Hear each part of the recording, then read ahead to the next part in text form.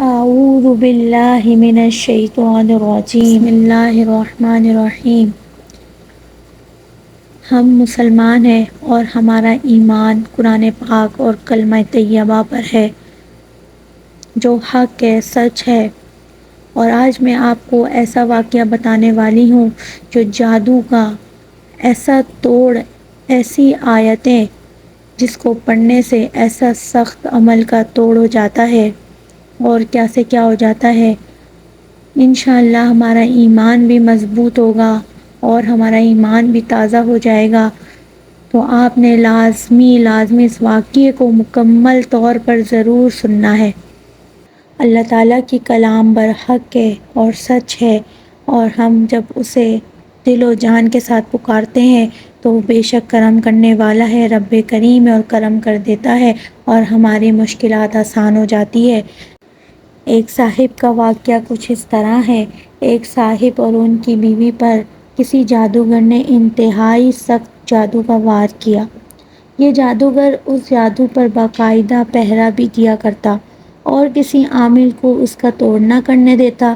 وہ صاحب فرماتے ہیں کہ میری بیوی کے ہاں اول تو حمل ہی نہ ٹھہرتا، اور اگر ٹھہر بھی جاتا تو ساقط ہو جاتا۔ اگر کسی طریقے سے 9 ماہ پورے ہوتے تو بچے کی پیدائش مردہ حالت میں ہوتی۔ میرے پیارو، ان صاحب کے بارے میں پڑھا ہے کہ یہ صاحب انتہائی با کردار اور 5 وقت کے نمازی تھے اور بچوں کو مسجد میں قرآن پاک بھی پڑھایا کرتے تھے اور بہت علاج کروائے، بڑے سے بڑا عامل بلوایا اور علاج کروایا اور ایڑی چوٹی کا زور لگا دیا، مگر نتیجہ صفر نکلتا۔ یہ کسی عام زور آور جادوگر کا وار نہیں، بلکہ یہ تو کسی خبیث اللعین جادو کی دنیا کا انتہائی غلیظ اور ماہر جادوگر کا وار ہے، اور یہ میرے بس سے باہر ہے۔ میں اس عمر میں اتنی سخت محنت نہیں کر سکتا، اس کا توڑ بھی کوئی خبیث اللعین ہی کر سکتا ہے۔ عزیز قارئین کرام، یہ صاحب چونکہ مجبور تھے، اس لیے پوچھنے لگے کہ کچھ تو حل ہوگا، کچھ تو حل ہوگا۔ مولوی صاحب فرمانے لگے کہ سندھ کے فلاں علاقے فلاں جگہ پر ایک گاؤں کے باہر اسی خبیث اللعین نے ان دنوں ڈیرا لگایا ہے، تو فوراً اس کے پاس چلا جا۔ اب کیا ہوتا ہے میرے دوستوں کہ یہ صاحب فوراً سندھ روانہ ہو گئے، اور جیسے ہی اس گاؤں کے باہر پہنچے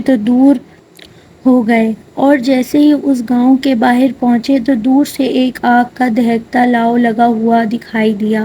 انہوں نے بزرگ کی بتائی ہوئی نشانی دیکھ کر اس کی طرف بڑھنا شروع کیا۔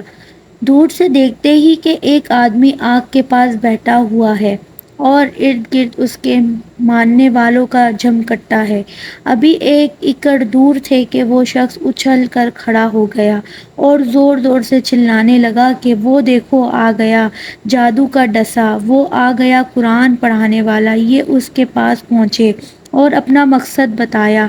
اب خبیث اللعین خوشی سے پاگلوں کی طرح ناچنے لگا اور بولا، جاؤ فلاں کے پاس، جاؤ فلاں کے پاس، یہ گرہ جو لگی ہے کھلواؤ اپنے مولویوں سے۔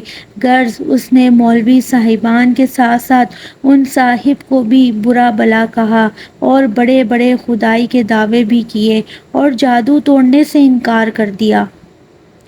یہ صاحب واپس آئے اور اپنے رب کو پکارا کہ یا اللہ، یہ بھی مخلوق ہے، تو چاہے تو کیا نہیں ہو سکتا۔ یہ ظالم مجھ پر غالب آ گئے ہیں اور ظلم کرنے سے باز نہیں آ رہے، اور رو رو کے اللہ کے حضور التجائیں کی۔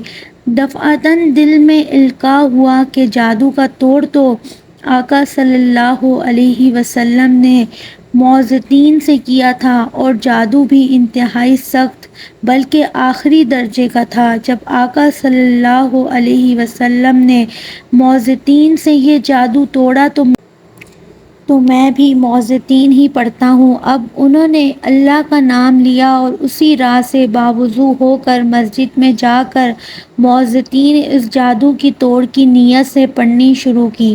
یہ پوری رات پڑھتے رہے اور وقتاً فوقتاً دن کو بھی ورد چلتا رہا۔ ہر وقت باوضو رہنے لگے۔ غالباً چھٹے دن رات کو اونگ آ گئی اور اچانک خون کی پوری بالٹی ان کے اوپر جیسے کسی نے گرا دی ہو۔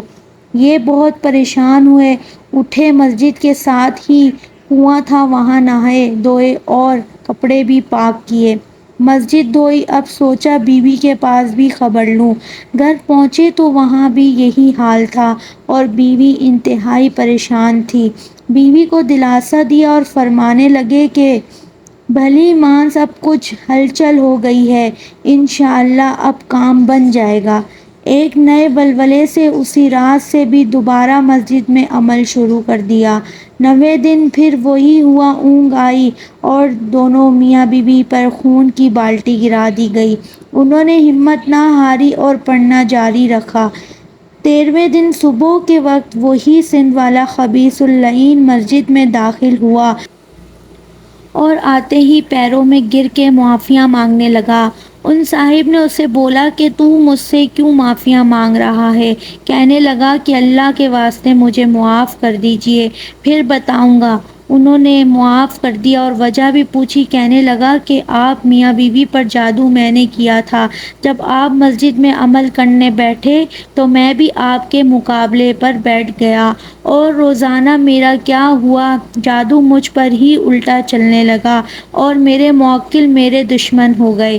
جادو کا حتمی علاج سورہ فلق اور سورۃ الناس انہیں 11 مرتبہ صبح و شام پڑھنا چاہیے اور بچوں پر بھی پڑھ کر دم کیجیے۔ اور بچوں پر بھی پڑھ کر ہمیں دم کرنا چاہیے۔ یہ بے نظیر اور بے مثال عمل ہے۔ انہی آیات کے پڑھنے سے میرے آباء و اجداد و اعلیٰ اولاد محمد، ہشام و ایمان، مسکان فاطمہ سے کروڑہ کروڑ گنا زیادہ پیارے نبی کریم خاتم النبیین سید المرسلین رحمت للعالمین جناب رسالت مآب سرور کائنات فخر موجودات شاہ لولاک حضرت محمد مصطفیٰ صلی اللہ تعالی علیہ وآلہ وسلم کو سحر سے شفا ملی۔